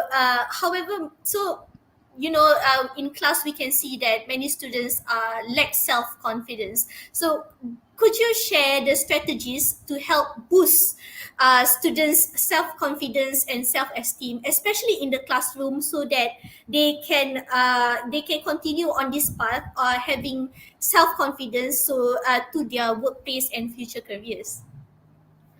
Uh, this is a very interesting question because as a student myself previously and even up until now, uh, this is especially for PhD student because this is something that is the self-confident part is a very actually it's a very subjective thing because there's two kind of person, one in the both spectrum, one that is not confident but he's actually good, really good, he or she is a great guy, is knowledgeable above average, but they just think that they are not good enough. This is the imposter syndrome. So this person is the question that Dr. Aishah refers to the question that Dr. Aishah said. And on another spectrum, there's a guy that is really confident. They think that they are the best in the world. This is Dunning-Kruger effect. So they think that they are the most capable guy in the world, capable girls in the world, and this is also not a good thing. But in both terms, the most important thing is that try. That's the answer. If you are thinking that you are not good enough, for example, let's say for me, for example, talking to the people in this forum. Well, if I don't try to speak, it means that I will never be.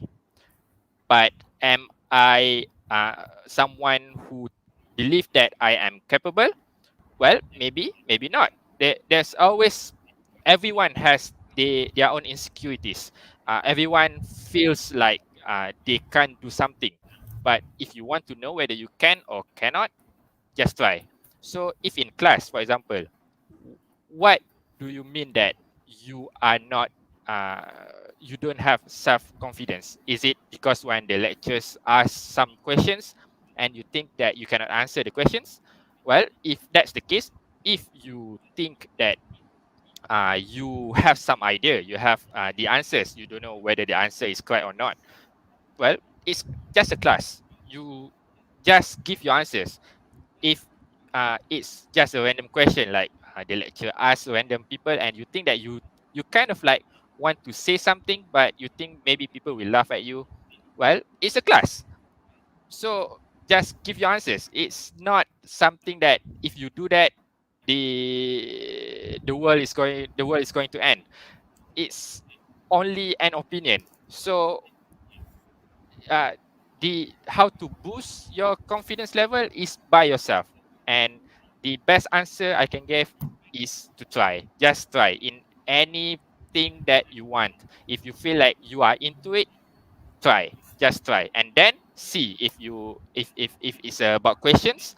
If the questions you give a very the answer is a bit not correct. For example, maybe questions on math, the answer is totally wrong, then it's fine. Because when you make mistakes, you do your learning. You don't learn when you do correct things. You learn when you are doing mistakes. So if you want the best, if you want to gain the best, is actually when you try and you make mistakes. Not that I say that you need to make mistakes, but you won't make mistakes if you don't try. Yeah, that's my answer. Thanks, Zulfida. Thanks, Zulfida. So yeah, I believe that that is true because we actually learn and remember our mistakes better than we remember our successes. So and as a lecturer, I would really like to reassure you that when lecturers ask a question in class, you are really free to answer anything, even if it's stupid.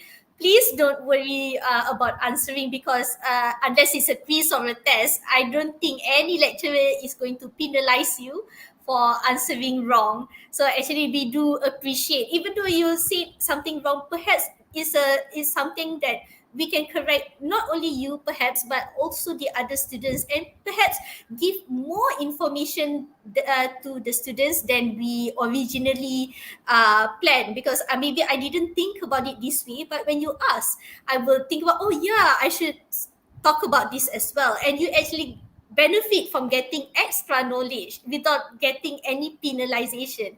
So and perhaps this way you can also remember the class better and also perform better in your studies. All right. Just to add something. Okay, so yes, Yeah, Zulfida. yeah. Well, if in tests, in objective tests, you have 4 sets of answers. If you don't know the answers, you keep on guessing and you just choose one rather than you leave the answers. And if it's correct, then it's correct. If it's wrong, then it's wrong. Why not in your life? I mean, if you don't know what to do, just try something. If you don't know the answers of to the question, just try. If the why do you put yourself only being uh why why did you try to do things correctly only when in exam? Why not in your life?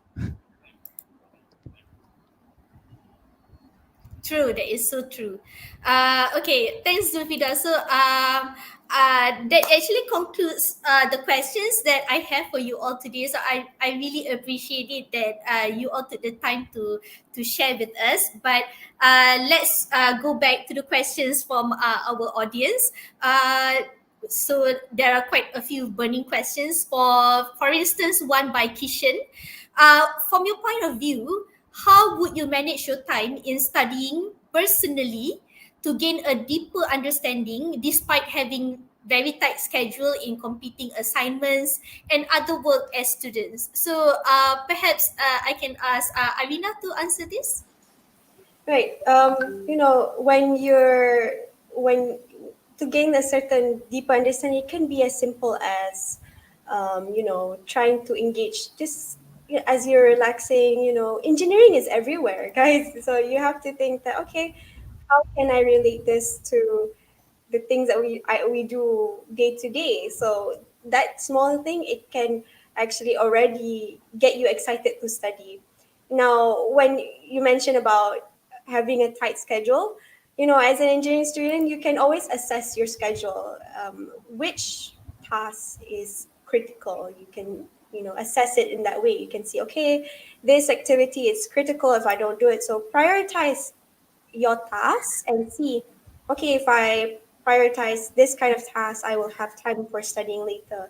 Then if I don't do this task, what will happen to the other activities to come? So that kind of mindset to have is a really good mindset as an engineer, because maybe I think that these are the things that, there will be engineering courses that will actually teach you about scheduling and stuff, but these are the things that we should practice as well personally from, day to day, and see that, okay, if it's too tight and you don't have time to study, and obviously studying is that critical task that you have to do in order to, do well in your quiz. You need to assess, okay, where does your time go? You have to see, okay, which one you can cut, which one you can manage, or maybe try to make it more efficient, or which one that you can actually delegate to other people.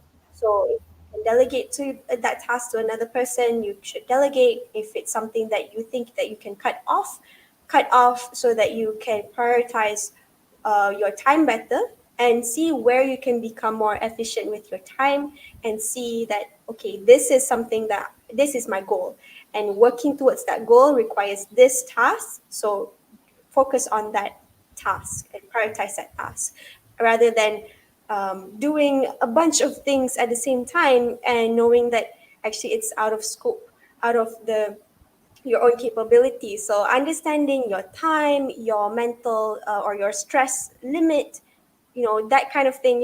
When we assess a certain material, we also always see, okay, this material has this stress limit. We as human also have a certain stress limit as well. So we have to always look at that limit, and to understand ourselves better. So yeah. All right, thanks, Arinah. So again, it really comes down to balance, right? Uh, uh, to know your capabilities and your balance between what you want to pursue as well as your studies. Thanks, Arinah. So let's move on to the next question from Dina. So I saw that we have two questions from her, Dina Zulkifli. So I believe the second question about time management has already been answered just now. So I would like to pose this question to Zulfida. What do you think will be the biggest regret in your life, and what is the biggest regret in your life? And if you can choose one of the event that to redo, which one would that be? Because I believe all three of you joined quite a lot of events. So what do you think you would like to redo? All right. The biggest regret in my life, I would say that everyone has a regret, whether it's big or small. But the biggest one I would say would be after my SPM, and this is a personal question actually. So it would be after my SPM, but before going for a degree. So everyone has their expectation on you, especially by the family. And Asian family kind of known for being very expecting on their son or daughter. So what they expect me at that time is to become a medical doctor, so a medical officer. Uh, I choose to accept that even though I don't really enjoy biology. Not that I'm bad in biology. I get straight A's in my SPM, but it's just that among the three main science subject, uh, I the worst one, not the worst, the least favorite would be biology. But because my family wants me, my mom wants me to become a doctor, so I choose to go in that route. So I went to PASUM. I went for Pusat Asasi Sains UM. With the aim is to get into UM Medical School. And at the same time, I also apply for several other scholarships, and one of it is engineering TMB. Where I should go to Japan under power engineering program. So just that, because of that, just to make a story, what happened is that I also applied for Mara, that is under the I applied for medical to go for medical school under Mara, uh, and at that I make some arrangement with my mom, but basically what happens is that if I get to engineering, I will go for engineering course. But if I don't get the best for engineering, then I will maintain in the medical course. And what happens is that I get to go to Japan under TMB, and my mom don't allow me. And she didn't tell me at all about that option. I know that because they called me, they asked me to come. I was in UM. The Unit 10 was just around the corner, but well, there's no Grab at that time, so I do not know how to go there. I have no idea how to solve that problem, and the thing just went on like that. And then I start to realize that I live for my own, right? People have expectation on you, but in the end, you are the one who will live your life. Even for your family, yeah, your family has several expectation, but your family, once they are gone, you will continue on with your life. So instead of living for other people, even what I say, not just family, like society in general, the society has some expectation on you. But if you think that that is not what you want to do, then ignore it. You need to do something that you like. I I believe there's a lot of things that I saw, like people like cooking and then they like engineering. They combine that into I think there's a program in Netflix. So they combine engineering and cooking all together. If let's say you love art and you love science, then you can do architecture.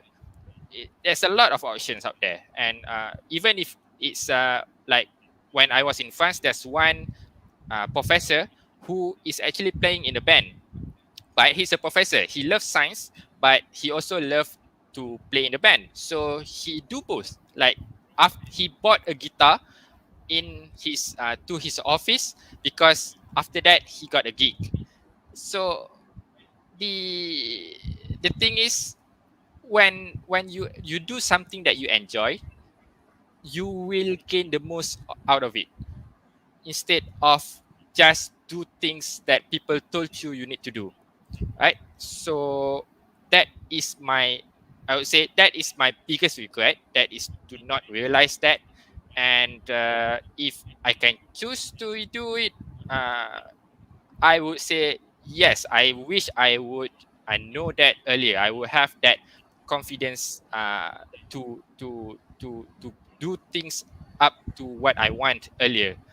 And yeah, that would be my answer. Thanks, Zulfida. So that was quite the story, and actually, I think it will resonate with some of our students, because I do know that some students actually are not sure whether they want to be to take the engineering course or not. And I'm actually opposite with Zulfida in that I love biology, but in this case, and I did well in biology, but I'm here in chemical engineering, which has to do with physics and chemistry.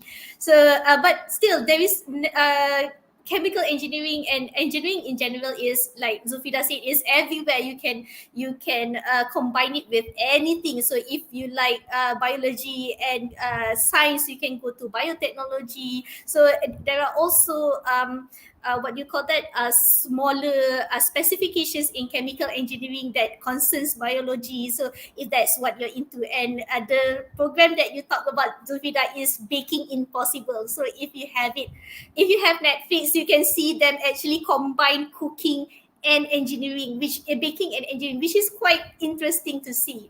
So thank you, Zulfida. I hope that answers your question, and I hope that the students can choose their path based on their own passion instead of what other people want from them.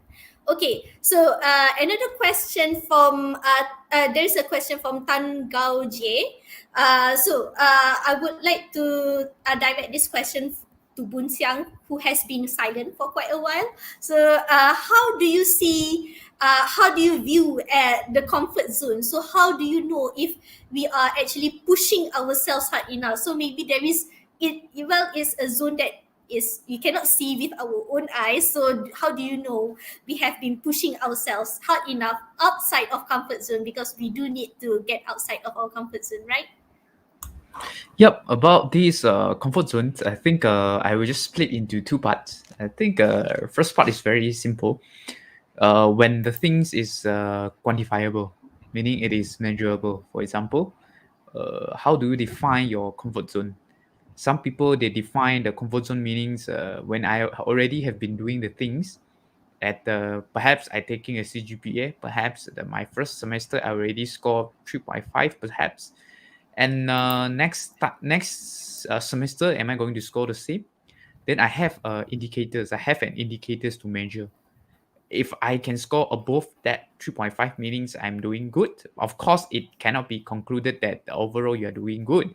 But what I mean is that it depends on the case whether you have an quantifiable or indicators. But most of the case is that it is purely based on the feeling and the relationship. For example, if you are actually joining a project, activities, or just probably in the daily life, probably you are given a task to do. So you have been doing that for like 2 semester or 3 semester. How do you know whether you are in the comfort zone and whether you are good enough than yesterday? So I think the first important thing is that when you are go into a task, right, always let yourself to understand the big picture first, how the whole process works. Because most of the people, when they've been assigned a job, right, they are very focusing on their own job only. They don't see a big picture. Because the moment when you don't see a big picture, you cannot make a comparison. It doesn't mean that you need to compare with others, but you need to know where is the standards. For example, I will just put everything into perspective. Just imagine today you are joining an activities. I take myself as an example. When I first joining a UTM Career Carnival back in first year students, that time I was joining as a corporate members where my task was to communicate and liaise with, I think there are 7 to 10 companies they've been assigned to me. So my job is to actually liaise with the HR representative from each company and to customize package for them so that they can get the students that they want to be their workforce after they graduate. Okay, so this is an example. So I have been doing that every year. Every year I join back the same departments, but of course the hierarchy is different, the level is different. So the first year I take myself to understand the whole picture. What does this job looks like? Then I'm going to do that. And I do the best. We need to do the best, then only we can see how far it can go. Am I right? So if you don't stretch yourself, you don't know where is your limit. So you just do your best first at your first try. You cannot be the best every time, right? So when I join back that event in the second year, I'm trying to improve the whole process. So what I mean is that what means a comfort zone meaning the first trial, you just do your best. You see, you won't limit yourself. Whenever there's a task given to you, you just do your best. Then from there, only you can measure where is your comfort zone. Otherwise, if you don't stretch yourself as first, right, you don't see where is your limit. So at the first time, just stretch yourself whenever you can. Do the best that you can. Second times, it is a time for you to unlearn and relearn. If you familiar with this word, when you are good enough with that job, it's a time for you to unlearn it and relearn. See how you can improve the process. I'm putting up everything in process because I believe chemical engineering, if I were to describe this course with one word, I would say process. We can put everything in process. That's the best part about our studies. We all learn about process. We all learn about how to put every complicated things into a structured way, process flow, framework. So there's a way, right? When you first go into that, before think about a comfort zone, go all out first. Then that is your comfort zone. If today you can go only like this, then next year this is your comfort zone. If today you can do so much things, if let's say again taking myself an example, I can handle 10 companies and I did well and I the rating is quite good for them, the feedbacks are good, then next year I want to do better. How am I going to do better? I want to improve a process, I want to improve the entire efficiency, and next year when the time you improve that, you need to maintain whatever you have done during your comfort zone. That means you are already beyond your comfort zone. If today you are doing something better, but you already giving up what you have done, so that doesn't mean you are improved. You are just switching your focus to other things. Probably your capability is still the same. So that's why always try your best at the first try. You know, there is not nothing. I mean, there is nothing impossible. Just do the best first, then next time only you can go beyond that. All right. So don't keep yourself, right? Don't keep all your ideas and capabilities at your first try. You see, I'm new.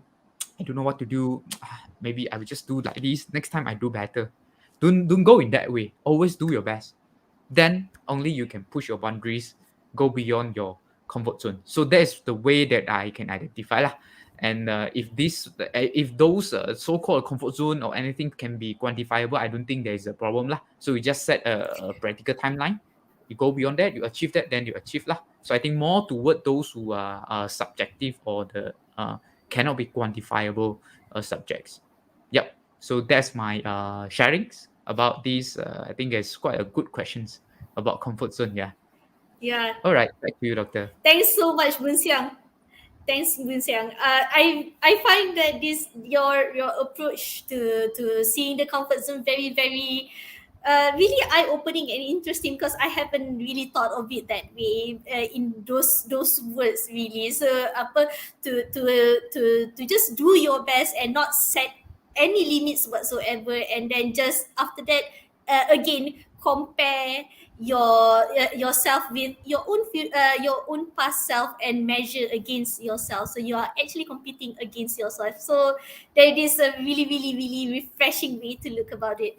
Okay, thanks, Boon Siang. So we'll take we do have several more questions, but uh, uh, we only have time for one more. So, a question from Boon Lin Yi. What are the best ways to understand your own interest? Because we did talk about this a lot, about knowing our passion and interest. So perhaps Arinah can share with us what you think is the best way to find out our passion and our interest. Sure. So I think, same with any other courses in engineering, chemical engineering, civil engineering, there's just so many things that you can discover in that course itself. So it involves a lot of different industries, different parts, different in different processes and things like that. So I know that you can be like rambang mata to see, oh, there's so many things about this course to learn, so many interesting things. So I feel that in your first year, or maybe even when you're in fourth year, it's the time that you just get involved with people, different competitions, ask a lot of questions to your lecturers. There's actually a lot of things that you can do to actually engage more, be more involved in the course that you're learning, and see that, okay, that actually piques my interest. Another way is as you join for internship, for example, that's when you really realize that, that's what I'm interested. That's what I'm interested in. So in my case, Because I'm from civil engineering background, unlike everyone from chemical background. So my civil engineering background, so there are a lot of sectors. For example, infrastructure, there's structural, and then there's concrete technology. So I actually just choose. Okay, it's like a trial and error. So I just say, okay, let's try this competition, and I said, okay, yeah, I kind of like structural. I just do it. I did it, and then I just try to reflect. Did I enjoy the process? Did I truly really feel excited about it? So what I did was I joined a few competition about concrete technology, and I'm like, yeah, I kind of like it. But then and then I joined during my internship at a consultancy company for a structural company. And I felt like, okay, actually, I really like this. This is something that, oh, I kind of enjoy modeling and I enjoy doing those things. And then, because what I realized about myself is that I'm quite easy to impress. So people say, oh, senang, you know, like I can easily get impressed about something, because engineering, when you're giving the responsibility to design something, you tend to feel very very proud about what you design, right? So for me, I felt the same way when I learned a certain course. I'm like, oh, this is interesting, that's interesting. And then there are some, maybe you will notice that, okay, there are certain subjects that you cannot grasp. There are certain subjects that no matter what you do, you just cannot excel in that subject. That also happens. So those are the things that you can kind of pick up. Okay, this is the kind of subject that I excel in, I really do well. But that doesn't mean that that is something that you actually like. Maybe you have a talent of memorizing certain things, maybe, or you have a certain talent to actually just understand. So try to ask yourself, okay, actually, I'm so excited. So for me, it was coastal engineering, so and offshore engineering. So when in my final year, when I took up the final year specialization offshore engineering, I got so excited. I realized that I show up to my class, I would actually read more, and I get so excited. It's like there's this feeling that you're like, oh, I am so excited for class, and I'm so excited to read more. And that's when I knew, okay, this is the industry these are the kind of job that or career that I want. It's something like, love. It's not like love at first sight. I don't know how to explain it, but I hope that, I'm sure, you will experience that too, as you try and error, pick something and see how you feel about it. And if you feel excited, that means that you're really interested in that field. So yeah, I really hope that Boon, if you experience different things about chemical engineering or other engineering, and you feel at peace with it, and you feel very passionate, and you feel motivated, and you feel like, oh, this is so interesting, it's probably something that you're interested in. Thanks, Arinah. So, if I heard right, you were interested in coastal. So, since you're a junior coastal engineer, I believe that you were lucky enough to find work in something that you're actually interested in, Yes, which is I'm so amazing. blessed. I'm so So, blessed. yeah. So I hope it will be the same. I hope it will be the same for our students, that they can find something that they are really interested in. So since this is our final question, so is there any other panel members who would like to weigh in? Yes, I would actually want to add on the discovering your own Mm-hmm. interests. Yeah, so I think the only way, like what Rina mentioned just now, is to experience yourself. And one more thing that is, you need to position yourself as you need to position this whole university life, even after your graduations, right? The first 2 years or 3 years as a discover journey. It doesn't mean that when you think you want to be a process engineer, then when you first graduate, you need to be a process engineer. You see, this is a lifelong discovery journey. Along these 4 years, there are a lot of times for you to discover your interests and to experience yourself. The first thing you can do right now, I mean, from today onwards, at least for this semester, is to widen your knowledge or views about the industry. Because chemical engineering is a very, very huge industry in terms of scopes, in terms of job scopes, and we can easily jump to other industry as well. You can be actually also in the mechanical engineering. Back then, when back to my time, that was about oil and gas. Nowadays, it's about IT. You can be also end up as a sales engineer if you like to talk to people. If you like to coordinate a project, you can be a project engineer. So what I'm saying now is that since you are still in your first year and you are just right in the introductions to engineering course, this is the right time for you to understand what are the sectors in engineering field. You can just Google it, see what are the sectors. In fact, there are a lot of sectors. What I mean sectors means electronics, manufacturing, oil and gas, food and beverage, any mechanical companies, IT companies, cloud services. Don't limit yourself. You see, we need to appreciate what we have learned during the university degree, but it doesn't mean that we wouldn't apply at all. Sometimes of course, we don't apply the thermodynamic formula that we use, or probably you are in introduction to engineering. I believe you learn some of the basic formulas about engineering, calculus. You don't apply all these logarithms things in your real job, perhaps, but the process that you've been through will help you to consolidate your experience later. So this is what I suggest. What you can do now, of course, you are not going to for internship as of now because you are still in first year. What you can do, explore yourself first, discover first. If you give me to redo my life, right, this is also some of the questions that I feel very interesting. If I were to redo, right, I would like to actually to have more time to study and see what I can do in my future as an engineer or anything that fit to in my interest. Just open up your mind, see what are the sectors first. This is the first basic understanding. Don't limit yourself to chemical, then it's a chemical company. It's not just that. You can all go beyond that. IT services are all on your hand. So the problem is whether you are aware or not. So right from today, just utilize the Google search engine, type in sectors in engineering. From there, right, even though you can go to the job street and everything, even though you are not looking for job, but from there you can study the job description.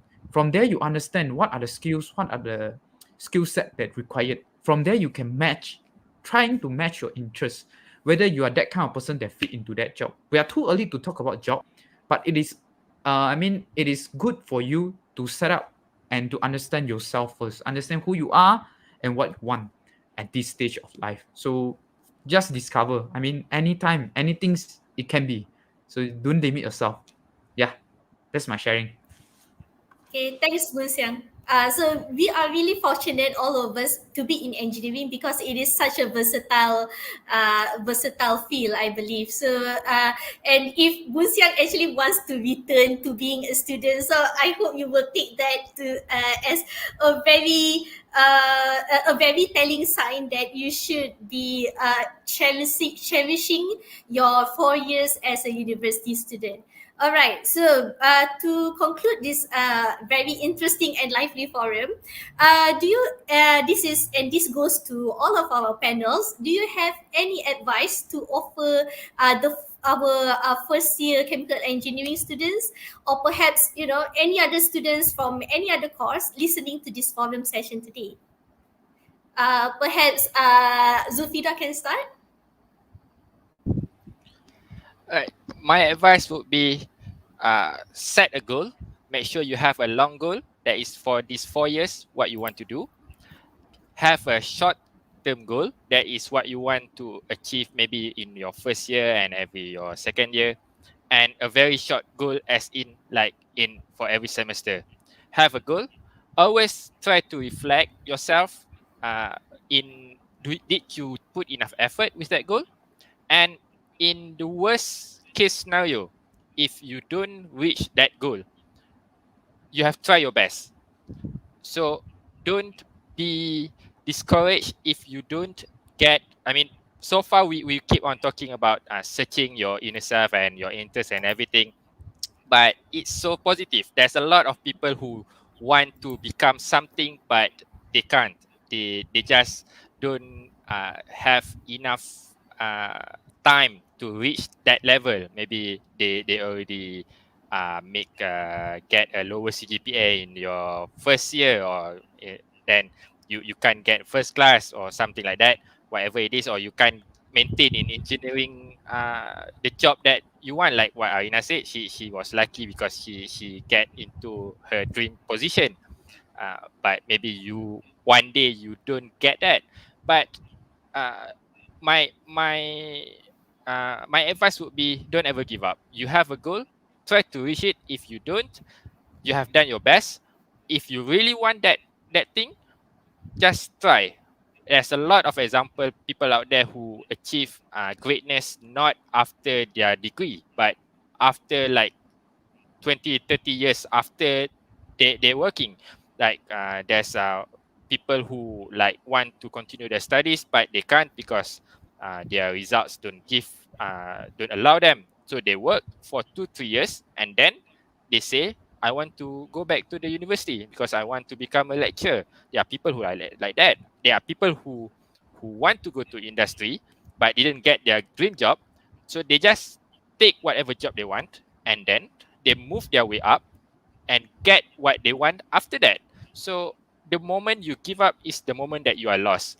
If you don't give up and you try your best each day until you die to reach what you want, I believe one day you will achieve what you want in your life, and you will when you look back, you will say that, yeah, I've done the best, and this is what you have the best of your life.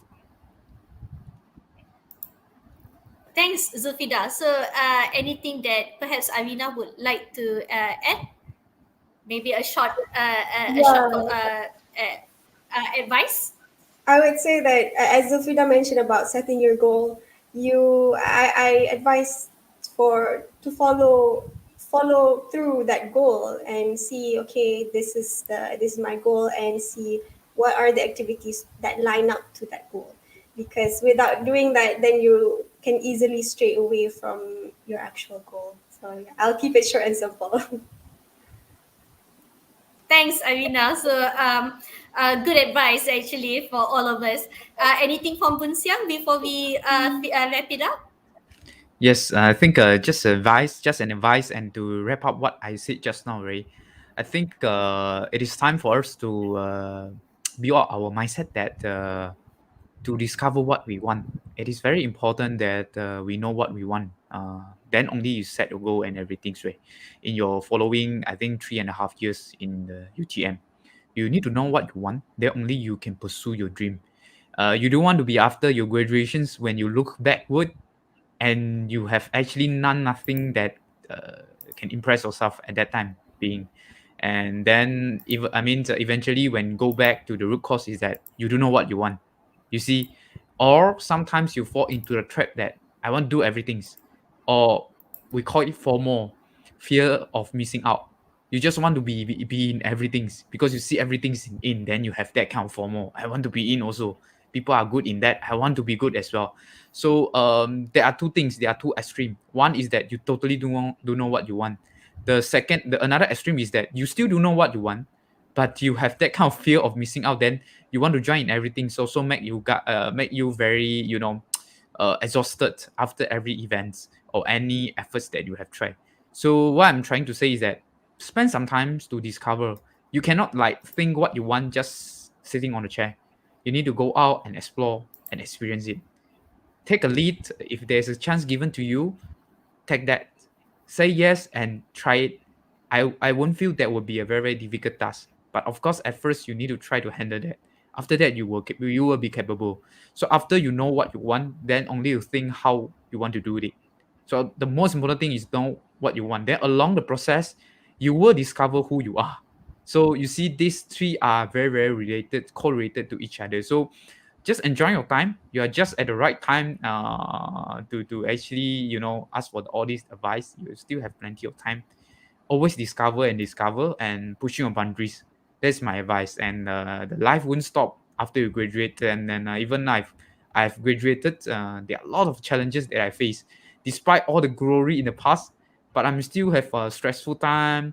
I'm still have a lot of hesitations almost every day. So that's life.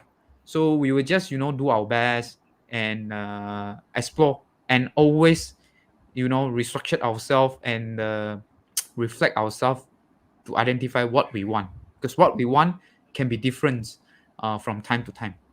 Yes, I mean that's wrap up what I want to express today. Thank you, Boon Siang. So really, I also agree. The journey to understand yourself and the journey of gaining knowledge is a never-ending journey. You will always find something new. So I hope that, and I do apologize that some questions in the YouTube, the comments have not been answered, but I believe some have been answered by Arinah already. So if we did miss any, so I hope that we can ask our fellow members today to spend the time to answer in the chat, because we have run out of time. So again, I would really like to thank Arinah, Zulfida, and Boon Siang for spending this precious time with us. And then I hope that you all also, for our students and for all three of you, to have a really bright and successful career in the future, especially Zulfida, who will be going through his Viva Voce on the 1st. Okay, thank you. And before we end, I would like to remind everyone to please like the video, like the channel, and subscribe to the CEE channel.